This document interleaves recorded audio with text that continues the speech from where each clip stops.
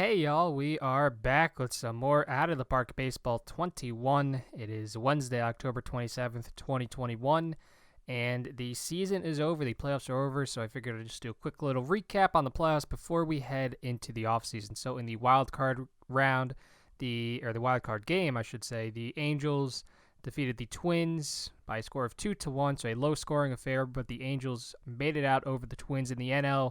My Philadelphia Phillies lost to the Atlanta Braves 3-1.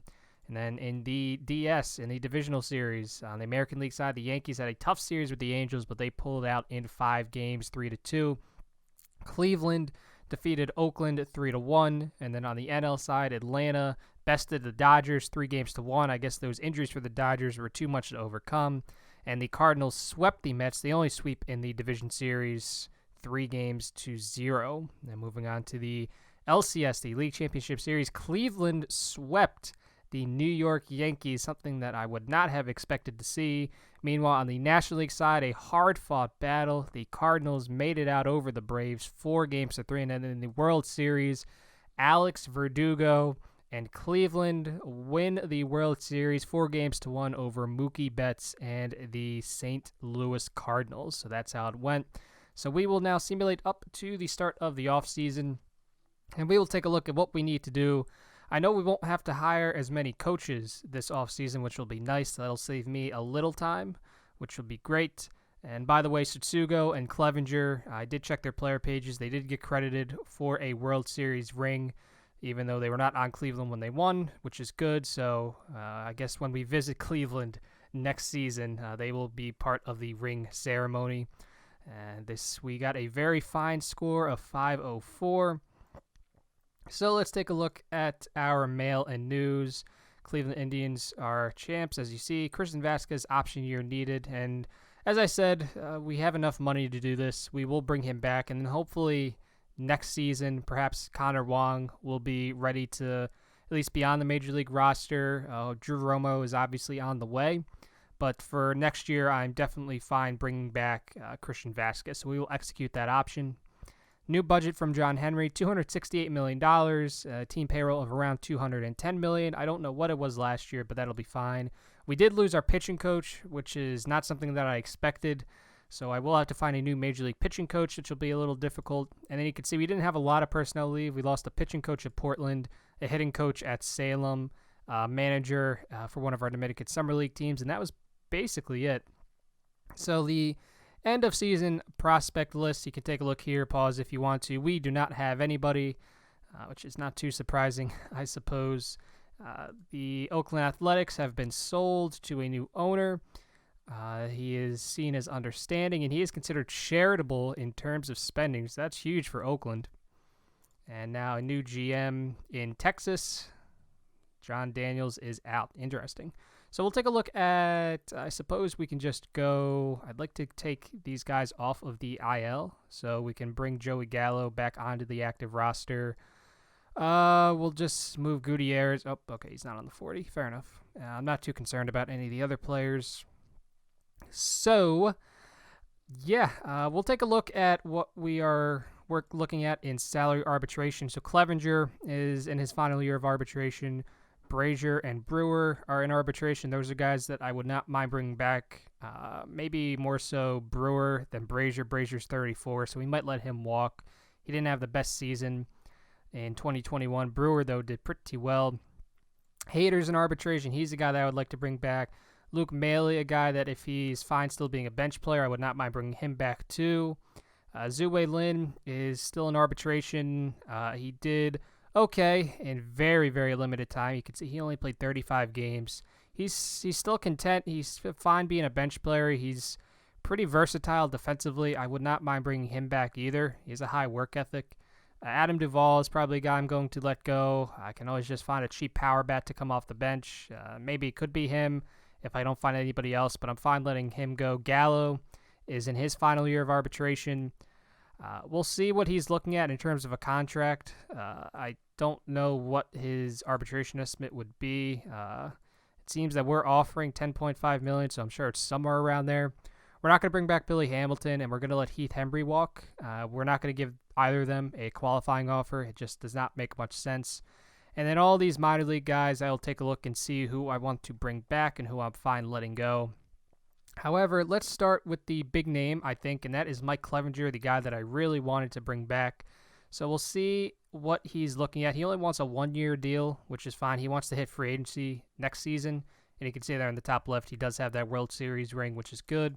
His arbitration estimate is 11.5. I kind of wonder if I could get him for perhaps, I doubt I'm going to get him for 11, but we'll see. Always start a little lower and then move up from there. Oh, okay, cool. So he's fine with 11 million. So we'll have Clevenger for 1 year, 11 million, and we will withdraw the offer. I'm fine letting Brazier go, as I said, but Brewer is a guy that I would like to bring back at only 28 years old. He does not want a lot of money either. Wonder if I could get him for $900,000. Yes, it is. Cool. So we bring back Colton Brewer. And then Josh Hader, we'll see what he wants. Offer extension. His arbitration estimate is 6.05. We're offering him 6.65. Wonder if I could perhaps get him for 5.75. And yep, Hader's okay with that. So we bring back Josh Hader. As I said, I'm not against bringing Luke Maile back. He doesn't want a ton of money for a backup catcher. Could I get him for $1 million even? Perhaps. Nope. Okay, so he's the first one that did not just accept the first offer. How about 1.1? I think 1.1 is a fair offer. That works for me. Does it work for you? No, it doesn't. Okay, you're going to play some hardball here. Interesting. So how about 1.2 million? No, okay. So we'll just give him his arbitration estimate, I suppose. Whatever. That's fine. Okay, that took a little longer than I thought it would, but we get back, what was his nickname? Lukey Barrels. Okay, interesting. We bring back Lukey Barrels to be our backup catcher. Zue Lin, I don't think he'll want a lot of money. Yeah, his arbitration estimate is $750. I'm fine just paying him that to be a versatile guy off the bench. Adam Duvall, we're fine with letting walk, so we're not going to bring him back. And then Joey Gallo, we'll see what he's looking at in terms of an extension. So he's fine signing a longer-term extension. So he would want a 6-year contract totaling $91 million. Now, based on how he performed for us this season when we got him from Texas, so you can take a look. When we got him from Texas, he was hitting to a 745 OPS. He was a 1.2 win player. And when we got him, he had a 706 OPS. He only hit 11 home runs. So on the season, he had 30 home runs, which I suppose isn't super bad. But I don't know. I kind of expected a little more. I know he's going to strike out a lot, and the average isn't going to be very high, but I'm still expecting a little more. He struck out in 47.5% of his plate appearances with us, which is way above his career average. His BABIP was a little lower than I would have expected it to be. I think 2019 was kind of an outlier. I don't need him to be a 986 OPS guy, but I need him to kind of stay around 800 if that's possible. Like 706 is not really going to cut it, but we traded for this guy. We do need power, so we will bring him back. I don't want to give him a long-term extension, even though he is only 27. He's going to turn 28 in a little bit. I would just kind of like to get him for his one arbitration year and see how he turns out after this season.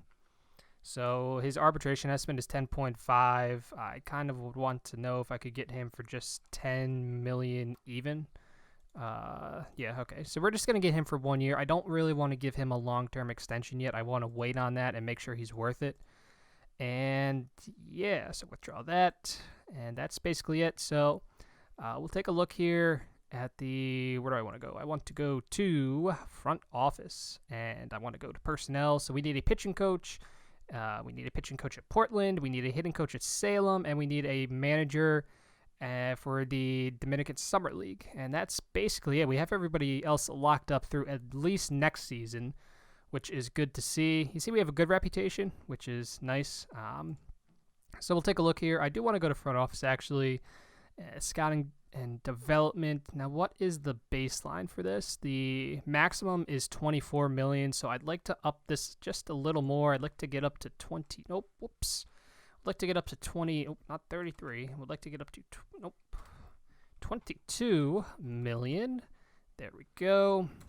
So there's our new scouting budget. So you can see the maximum is 24. We're at 22. and that's pretty much fine. And then if we go back to front office, would not mind bumping up the development budget a little more if we can. Oh, not 222 million. No, 22 million. And you can see we still have a lot of budget room even after doing that. 55 million in projected budget room. So we bump up those things a little bit. We'll take a look at the salaries. Now we do have Chris Sale for at least one more season. His opt-out.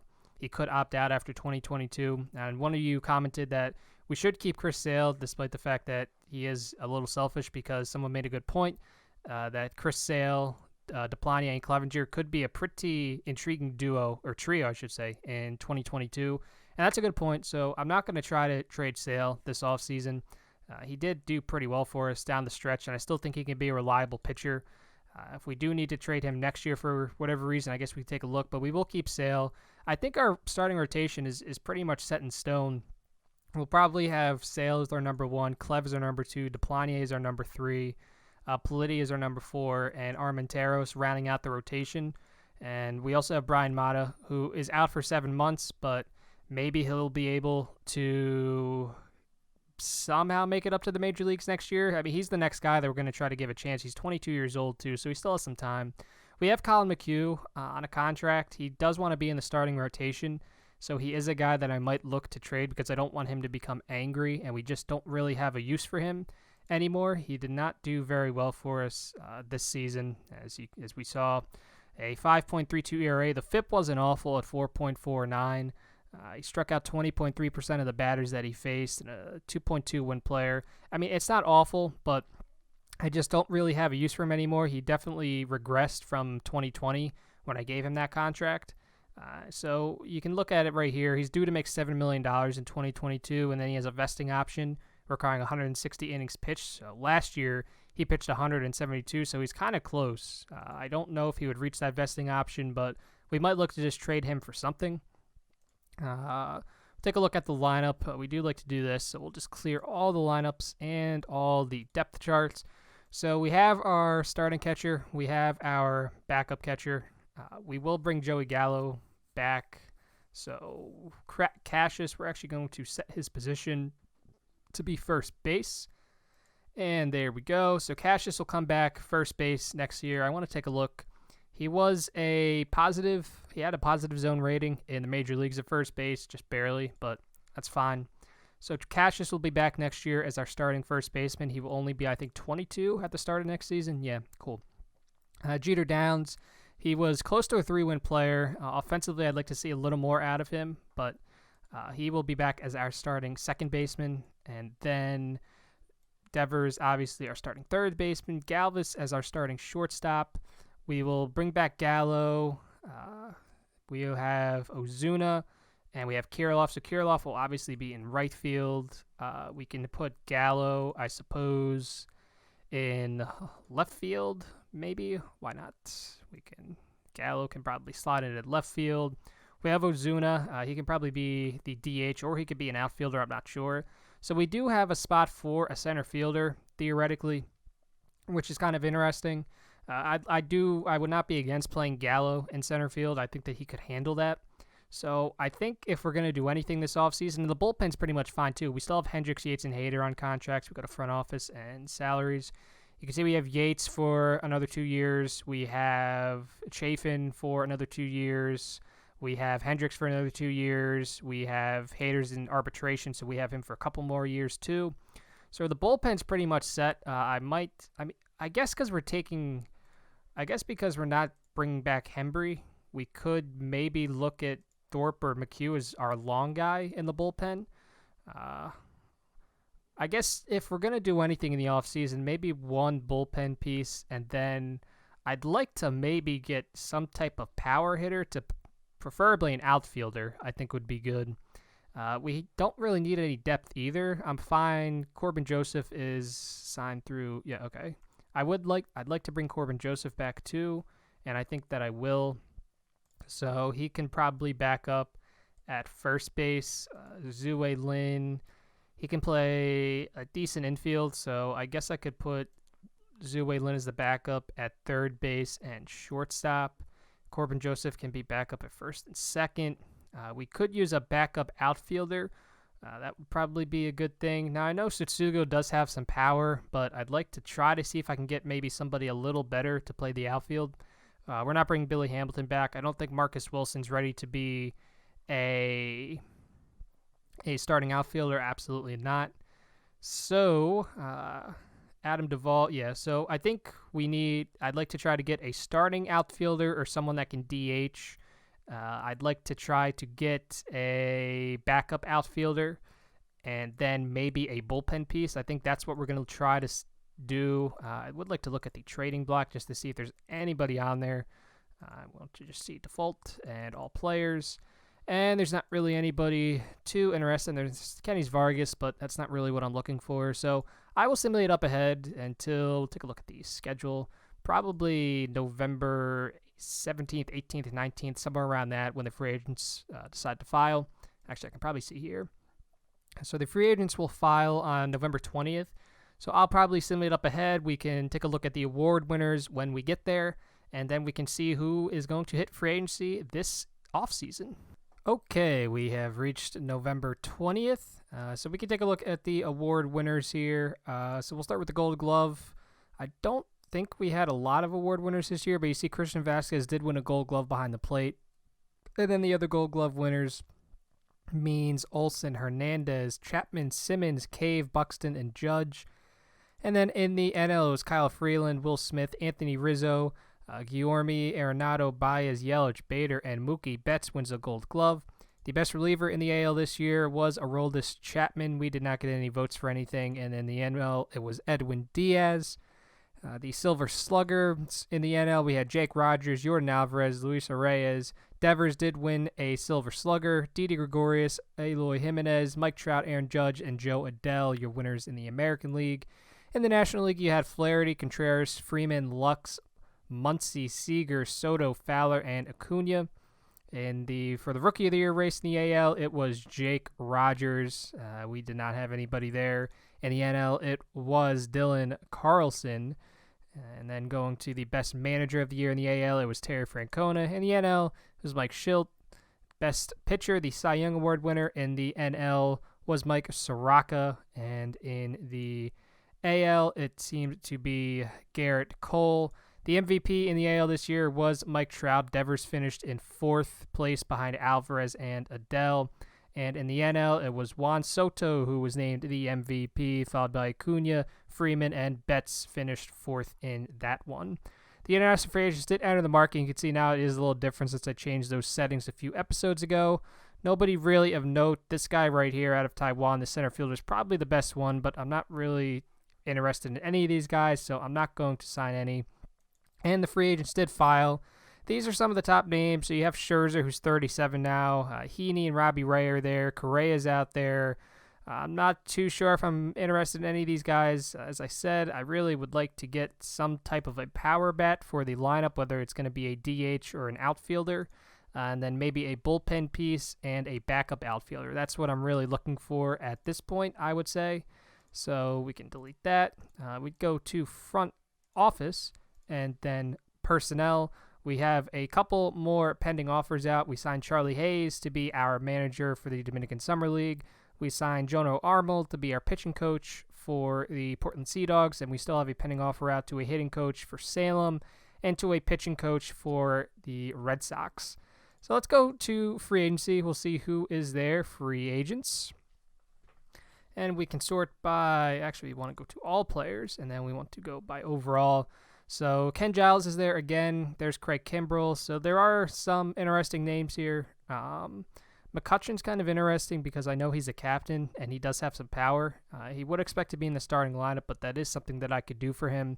You can see last year for the Phillies, he hit 830, an 830 OPS. He got on base at a 334 clip. He had 39 home runs. Wow.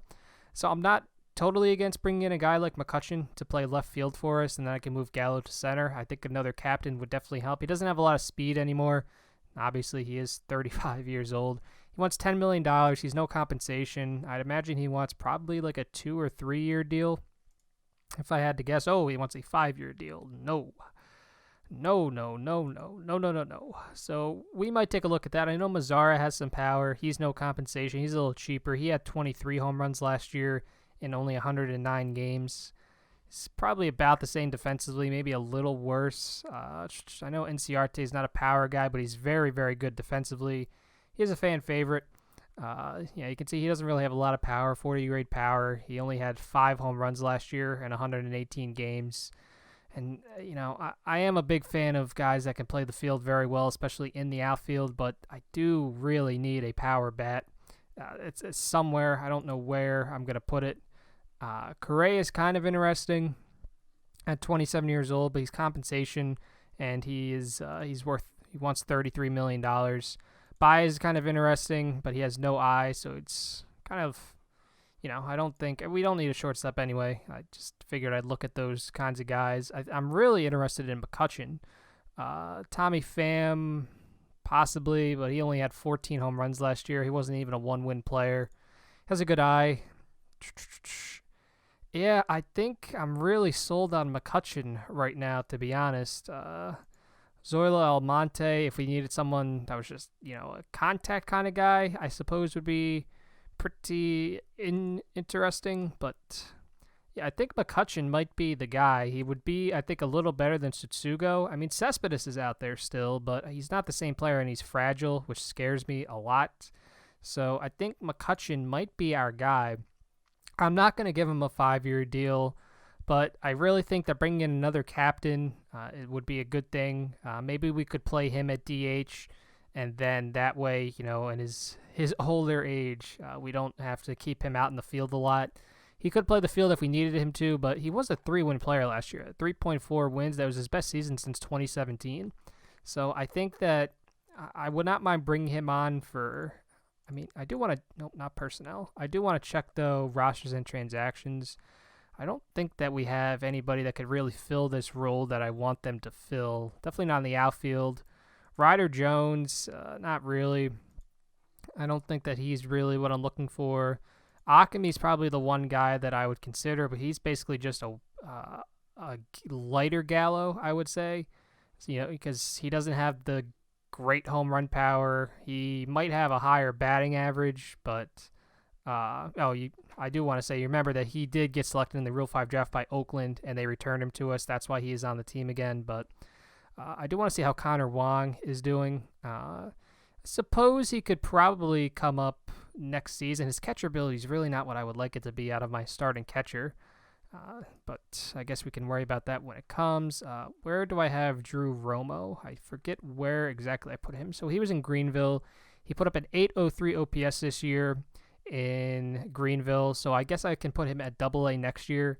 So he might theoretically be ready to go in 2023 after Vasquez potentially leaves. So, okay, that makes me feel a little better. But yeah, I think I do want to sign McCutchen because I could put Gallo in center field. I could probably put Ozuna. I think at that point I'd rather have Ozuna be the DH. You can see that we did get through that big year of Ozuna's contract, so now we're not paying him as much.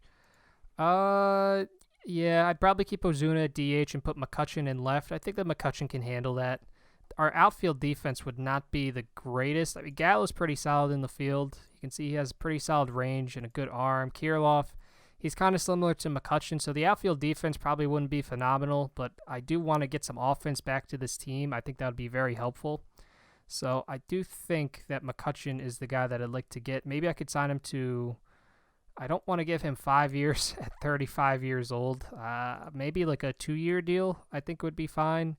I don't think I really need a player option. I'd kind of like to front load this if that's possible. So I'd like to maybe give him like $17 million because he wants an average annual salary of $10 million. I'd like to kind of front load this because I don't want to pay him a lot of money in 2023. So maybe if I could get him on a really big front loaded contract, like if he could make $20 million this year, would he be fine with $6 million in 2023? Because I think even at 36, if I'm paying him $6 million in 2023, that's still a tradable contract. That's still an asset that I can get rid of if I really need to.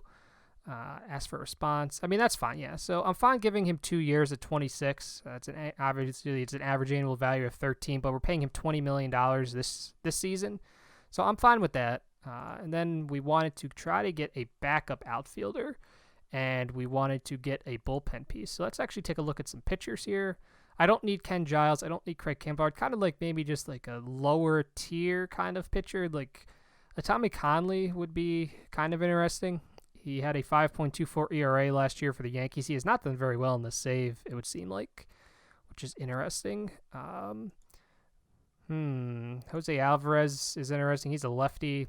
Doesn't have the best stuff. Oh, nope, not great personality. Rosenthal, I know he has trouble with control. He did pretty well for the Mets last year, a 2.02 ERA in 35 and 2/3 innings. So he's a guy that we might maybe look at. JT Chardreau is kind of interesting, 2-pitch pitcher.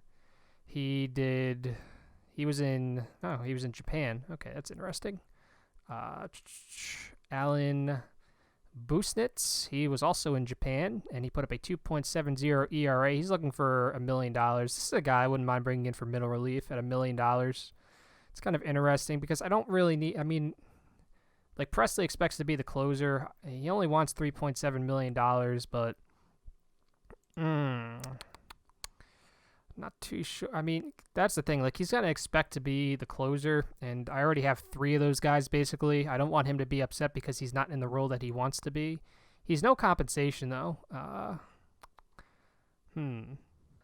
All right, it is Tuesday, December 21st, 2021, and our off-season is pretty much over. I've done everything that I wanted to do, so I will walk you all through what I did. The big free agent signing, we had a couple, I suppose, but on the offensive end, the big one was Andrew McCutchen. And if we take a look here, the players appreciate the new leadership of Andrew McCutchen. They are excited that a good captain like him will keep things running smoothly, so he will slide in at left field for us. I did forget that Tsutsugo was an auto-renew. Now, his expectation for the longest time was a bench player, and now it literally just changed to starting lineup.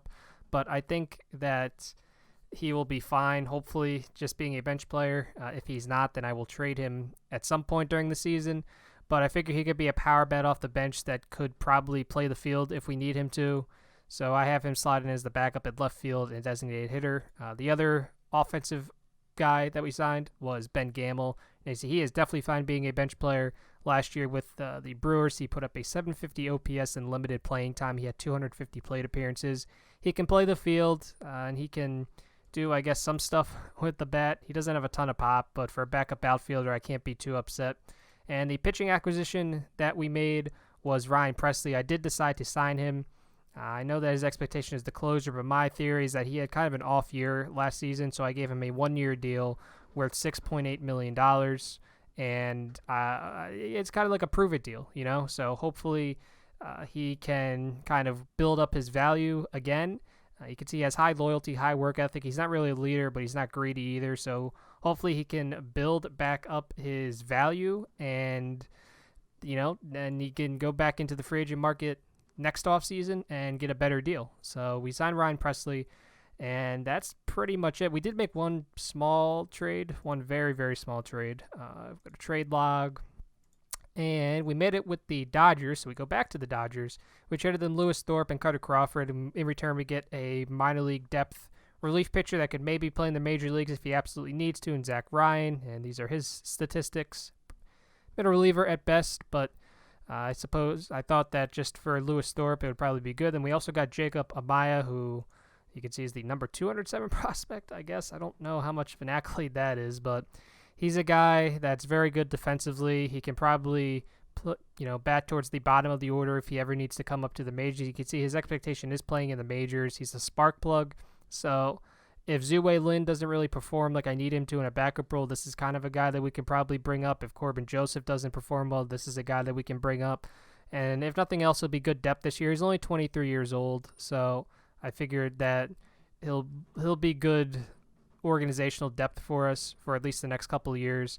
Lewis Thorpe, I just did not really think that he would ever get it together with us. You can see last year at a 6.95 ERA after doing pretty well with us in 2020. So maybe he just needs a change of scenery. I don't know. He was unhappy with us. It still seems like he's unhappy, but I figured that maybe a change of scenery would do him some good. So I want to thank Lewis for his contributions to the organization. Hope that he can improve down the road. He's only 26. Then we decided to also throw in Cutter Crawford. Basically, I wanted Amaya, so they wanted Crawford in return, and I figured that was a fair deal. He's pretty greedy, extreme fly ball pitcher. He did put up a solid ERA last year, but the 4.79 FIP scares me just a little bit. And I don't know. I figured that he probably wasn't going to get the opportunity to pitch here, so maybe he will get the opportunity to pitch with Los Angeles. But take a look at the team chemistry. We now have two captains in McCutchen and Galvis. Tsugo is a leader. Miley is a leader. Corbin Joseph is a spark plug. Jeter Downs is a prankster. We still have Chris Sale, who is selfish, and Cassius, who is unmotivated, but I think we can make do because of all the positive players that we have on the left side here. We did get our coaches all in order. Our new pitching coach is Mark Holloman, and our new, I forget what the other guy was that I had. The new hitting coach at Salem. That's what we were waiting on. It is Josh Phelps. So if we take a look at how the team looks lineup-wise, this might be what I start off the season with, having Kirilloff lead off, or Kirilloff, I should say. The good thing about getting McCutchen is that he's a righty, so we can kind of break up the lefties, which is something we've been trying to do for a while. So I'll line up with something like Kirilloff in right field, McCutchen in left field, Devers at third, Ozuna as the DH because he's really fallen off defensively at 31 years old. Gallo can play center field. I think that he's fine. You can see the range in the air and the arm. I think he can play center field just fine. Followed by Cassius, Vasquez, Downs, who has improved, I suppose, a little bit offensively. And then Galvis rounding out the order as our captain. I think that is a pretty solid lineup. We actually have some power this year. I mean, you can take a look at what it looks like now. So now we have Devers, who had 41 home runs. I'm not expecting McCutchen to hit 39 home runs, but he does have some power in that bat, so that's additional power that we have. We'll have Gallo for the entire season, so that's another 30 home runs there. Ozuna could probably hit another 25 to 30. Cassius in a full season can probably hit 30. Downs, it seems like the power is coming around. He had 16 last year in 146 games, so maybe he could get around 20. I'd like to think Kirilloff can get around 15 to 22 with that 60 grade power and the 70 grade gap power. So I don't think power or offense will be an issue for us next year. I think ultimately, once again, it'll come down to pitching. And I'm pretty confident in the pitching coach that we signed. I'm pretty confident this is the best starting rotation we have had since we started this save. You see Chris Sale will be our ace, followed by Mike Clevenger and John Duplantier. That's a pretty nice trio. It's pretty. I'd like to think it's one of the better trios in baseball right now. You got to remember, in this save, it's 2021, so I'd like to think that this is one of the better pitching trios. And then we have Andrew Politi, who will be in his second big league season. He impressed us in his first go-around, so we'll see if he can keep it going in the second go-around. And then Armenteros will round out the rotation as our number 5 guy. And just keep in mind that Brian Mata is on the way. As soon as he gets back from his injury, we'll try to get him up to the major leagues. We have probably our best bullpen that we've had since we started this save, with Hendricks, Yates, and Hader, Brewer and Presley as setup guys, Chafin as a middle relief arm, and then we will keep McHugh as long relief. I just did not think that it made sense to trade him. Now, if he does become unhappy because he expects to be in the starting rotation, we can trade him, and then we can just bring up a long relief arm. But I mean, that could be, I was going to say it could be Gutierrez, but nope. I forgot that he was going to be out for a long time. But I'm pretty excited about this team. You'll hear me say that a lot if you're new to the channel. I'm always very excited about my team during the offseason. I always think that it can go really, really well. I mean, I was excited last year too, and we finished 80 and 82. But I really think this lineup and this pitching staff, this is probably on paper the best team that we have had since we started this save. So I think that this is a team that can contend next year. I don't know if we can contend for a World Series, but I think that we can contend for something. I think we should definitely be able to make the playoffs. Our player payroll is only $165 million, which is pretty good for a big market team. You see, we have a really high budget, so we do have a lot of money in case we want to do something. We still have $32.9 million in budget room too, which is pretty good. So if we ever want to make a big trade or something, we still have the ability to do that for a guy that has a big contract. Take a look at the owner. John Henry is still happy with us. We'll have to see what his expectation is next year. I imagine it'll be to make the playoffs, but we don't want to make him too upset because he is pretty demanding, so we don't want to get fired. I suppose we have at least one more year. I don't know how long my contract goes to, so it goes until the end of 2022. So this is it. I don't want to get fired. I think if we don't make the playoffs, Henry will not be too happy with us. So this is probably the year that we're going to need to make the playoffs and probably, if not get to the World Series, at least get to the ALCS and show him that we are making progress with this team. But that'll do it for this episode. I want to thank you all for watching, and next episode we will start the 2022 simulation. So thanks for watching. I'll see you guys next time.